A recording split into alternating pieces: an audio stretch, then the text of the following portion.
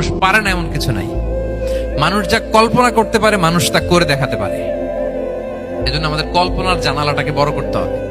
I repeat, মানুষ যা কল্পনা করতে পারে, ইমাজিন করতে পারে, সেটা মানুষ করে দেখাতে পারে। ওই ক্যাপাসিটি দিয়ে আল্লাহ তাআলা মানুষকে তৈরি করেছেন। সুবহানাল্লাহ, সুবহানাল্লাহ। লাকাদ খালাকনাল ইনসানা ফি আহসানি তাকওয়িম। এই ব্রেনকে খাটিয়ে মানুষের কত ইনভেনশন, কত ডিসকভারি, মানুষ সভ্যতার পর সভ্যতা নির্মাণ করেছে।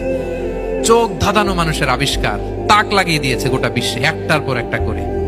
আল্লাহ এমন ভাবে মানুষকে তিনি তৈরি করেছেন। লাকাদ খালাকনাল ইনসানা ফি আহসানি তাকওয়িম। চমৎকার অবয়বে, তার দৈহিক অবয়ব যেমনি সুন্দর, তার বুদ্ধিগত, তার চিন্তাগত, তার ইন্টেলেক্ট এটাও তেমন সুন্দর, এটাও তেমন চমৎকার।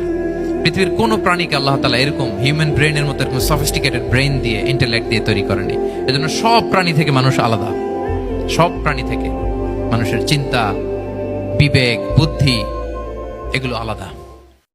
এই পৃথিবীর সবচেয়ে দামি বস্তু বিশ্বাস। সবচেয়ে দামি বিশ্বাস দিয়ে এই পৃথিবী চলে। এজন্য জ্ঞানীরা বলে বিশ্বাসে মিলায় বস্তু, তর্কে বহুদূর। বলে না, বিশ্বাসে মিলায় বস্তু, তর্কে বহুদূর। বিশ্বাসে এই পৃথিবী টিকে থাকে। যে জীবন মানেই এখানে বিপদ থাকবে, পরীক্ষা থাকবে, স্ট্রাগল করে করে আমাকে আগাতে হবে। কেউ আমার জন্য রেড কার্পেট বিছিয়ে রাখবে না। এই জীবনটা বড় জটিল।